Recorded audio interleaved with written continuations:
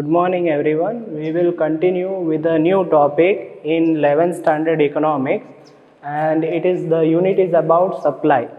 तो आज हम एक नया यूनिट स्टार्ट करने वाले हैं इकोनॉमिक्स में 11th स्टैंडर्ड के लिए और ये जो यूनिट है वो सप्लाई से रिलेटेड है।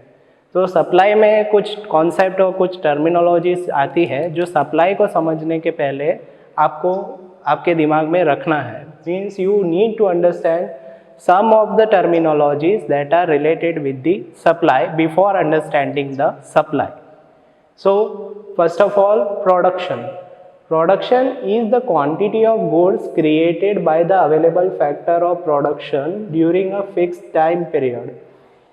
तो जो भी क्वांटिटी जो किसी भी गुड्स या सर्विस की प्रोड्यूस की गई है फैक्टर्स ऑफ प्रोडक्शन की मदद से, उनको आप प्रोडक्शन कह सकते हो, यानी कि उत्पादन। यानी उत्पादन जो होता है वो कुछ फैक्टर्स ऑफ प्रोडक्शन या फिर कुछ एजेंट्स ऑफ प्रोडक्शन की मदद से कुछ गुड्स और सर्विस बनाए जाते हैं और प्रोडक्शन जो होता है वो उससे कनेक्टेड रहता है।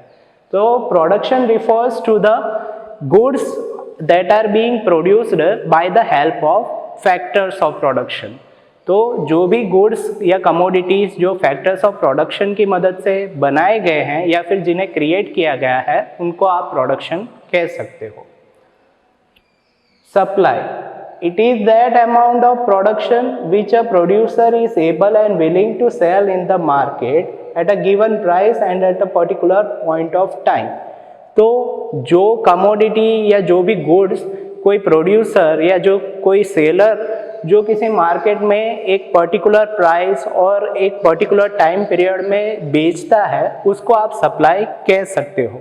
तो सप्लाई वो गुड्स, वो क्वांटिटी ऑफ गुड्स और सर्विसेज होते हैं जिन्हें मार्केट में कोई सप्लायर या सेलर बेचता है। So supply refers to those commodity of goods and services that a supplier और a producer is willing and able to sell in a market. तो सप्लाई जो होती है वो उस क्वांटिटी ऑफ गुड्स और सर्विसेज से रिलेटेड है जिन्हें मार्केट में कोई प्रोड्यूसर या सेलर बेच सकता है। Stock, it is the total available amount of goods with a producer which can be offered for sale in a market as per the ability and willingness of the seller. So stock जो है वो total amount of goods और service जो किसी producer के पास available है उससे connected है। So stock refers to the total amount of goods and service that is being available with a producer and which can be offered for the sale in a market. So stock is connected with that. For example, here the example with connection to stock is also given. A trader of oil in Rajkot has 500 packet of oil. If he or she is not able and willing to sell it in the market at a given price and at a given point of time, then supply is zero. तो यहाँ पे stock से related एक example दिया गया है कि राजकोट में एक ट्रेडर है जिसके पास 500 पैकेट ऑफ ऑयल है और यहाँ पे वो इस स्टॉक में से यानी टोटल क्वांटिटी ऑफ गुड्स में से वो एबल या विलिंग नहीं है कि इतना गुड्स किसी मार्केट में सप्लाई कर सके। इस वजह से सप्लाई जो होता है वो ज़ीरो रहेगा। तो यहाँ पे इस एग्जांपल में ये दिखाया गया है कि जो सप्लाई जो होता है वो इनडायरेक्टली स्टॉक के ऊपर डिपेंडेंट रहता है, क्योंकि यहाँ पे प्रोड्यूसर या ट्रेडर के पास 500 पैकेट्स ऑफ ऑयल तो है, लेकिन इसमें जो प्रोड्यूसर के पास जो विलिंगनेस और एबिलिटी नहीं है कि वो मार्केट में ये स्टॉक सप्लाई कर सके। इस वजह से यहाँ पे जो सप्लाई जो रहेगा वो ज़ीरो रहेगा। तो जब किसी भी स्टॉक पे से प्रोड्यूसर या सेलर जो होता है वो उस स्टॉक को मार्केट में सप्लाई करने के लिए एबल हो या फिर उसमें डिज़ायर हो कि वो उस स्टॉक में से कुछ गुड्स को सप्लाई कर सके, then the supply will be there. Otherwise the supply will not take place from the available stock.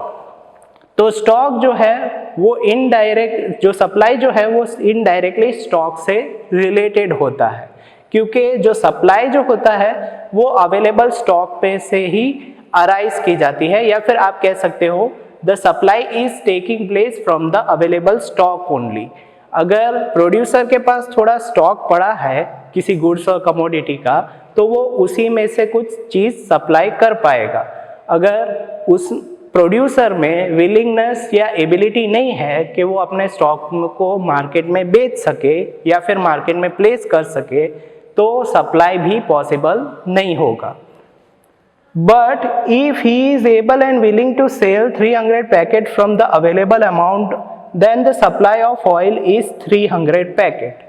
तो अगर 500 पैकेट का जो स्टॉक किसी प्रोड्यूसर या ट्रेडर के पास जो पड़ा है, उसमें से अगर वो सिर्फ 300 पैकेट्स ही सप्लाई करने के लिए एबल है या फिर सप्लाई करने के लिए उसके पास विलिंगनेस है, तो ये जो 300 पैकेट ऑफ ऑयल जो वो मार्केट में ऑफर करता है, that will be the supply, और that is refers to supply which he is proceeding from the available stock of 500 packets of oil. तो प्रोड्यूसर जो भी अवेलेबल क्वांटिटी ऑफ गुड्स है उसमें से ही सप्लाई को प्रोसीड कर सकता है।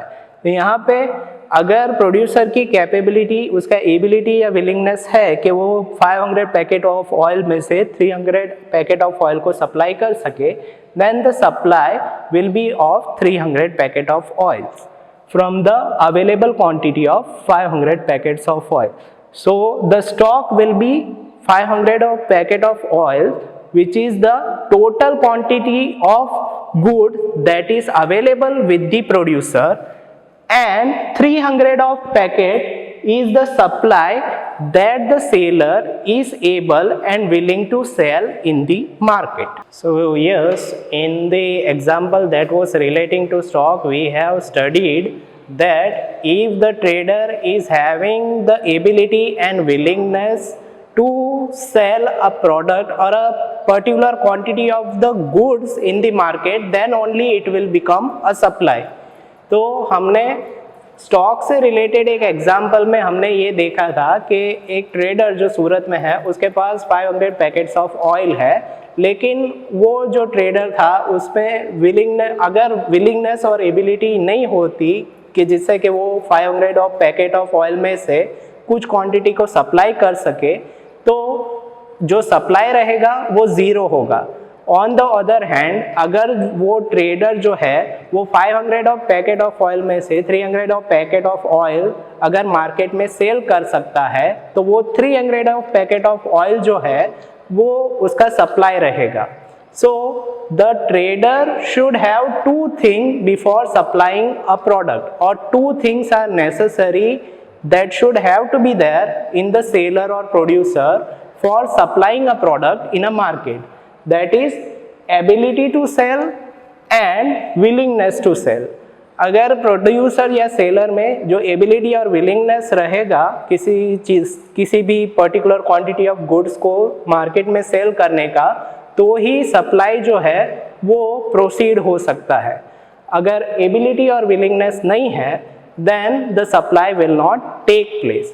So before understanding about supply, these two things are necessary. That is ability to sell. Ability to sell depends on the availability of stock. For example, if the trader of oil desired to sell 1000 packets of oil while he or she has only available stock of only 500 of packet of oil, then the ability to sell is only 500 packet. The supply will be also of 500 packets. तो यहाँ पे जो ability to sell है वो actually depend करता है availability of stock के ऊपर, यानी कि अगर प्रोड्यूसर और सेलर के पास कितना अवेलेबल स्टॉक है उसके बेसिस पे ही वो कुछ चीज़ सप्लाई कर पाएगा। तो यहाँ पे आपको एक एग्जांपल दिया गया है कि ट्रेडर के पास 1000 पैकेट्स ऑफ ऑयल है, while he or she is having, यहाँ पे ट्रेडर जो है वो 1000 पैकेट्स ऑफ ऑयल सप्लाई करने का डिज़ायर रखता है, मींस वो चाहता है कि वो 1000 पैकेट्स ऑफ ऑयल को सप्लाई कर सके, लेकिन उसके पास जो अवेलेबल स्टॉक है, जो अवेलेबल क्वांटिटी ऑफ गुड्स है, वो सिर्फ 500 पैकेट्स ऑफ ऑयल है, तो वो सिर्फ 500 packets of oil he market में बेच पाएगा या फिर सप्लाई कर पाएगा, क्योंकि उसके पास जो है अवेलेबल स्टॉक जो है वो सिर्फ 500 पैकेट्स ऑफ ऑयल का ही है। तो यहाँ पे ट्रेडर जो है वो डिजायर तो एक्चुअली करता है, वो ऐसा विश करता है कि वो 500 पैकेट ऑफ ऑयल जो है वो मार्केट में बेचे, लेकिन क्योंकि उसके पास अवेलेबल स्टॉक उतना नहीं है, इस वजह से वो उतनी क्वांटिटी को सप्लाई नहीं कर पाएगा। जबकि उसके पास अगर 5000 या फिर 500 पैकेट ऑफ ऑयल अगर होता है तो वो सिर्फ उसमें से ही 500 पैकेट ऑफ ऑयल का सप्लाई कर सकता है। तो ability to sell is actually depending on the availability of the quantity of the goods which is there with the producer. तो सप्लाई को प्रोसीड करने के लिए एबिलिटी टू सेल नेसेसरी है, जो एक्चुअली क्वांटिटी ऑफ गुड्स के ऊपर depend करता है, जितनी क्वांटिटी ऑफ गुड्स किसी ट्रेडर या प्रोड्यूसर के पास होता है। Next thing is willingness to sell. Beside the ability to sell, the trader should also have the willingness or desire to sell a good at a given price at a particular point of time. तो ना कि सिर्फ उसकी capability या potential, बन के trader या seller के में डिज़ायर भी होना चाहिए, जिससे कि वो एक पर्टिकुलर क्वांटिटी ऑफ गुड्स को मार्केट में बेच सके।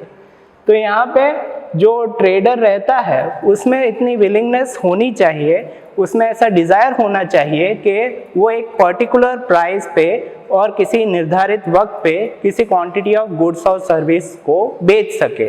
So both the desire and capability should have to be there in the producer or trader to supply a given product in the market or to supply a particular quantity of goods or service in the market. So the desire is connected with the willingness, which a trader or a seller should possess in order to sell a particular quantity of goods or service in a market at a particular price and at a given point of time. Thank you.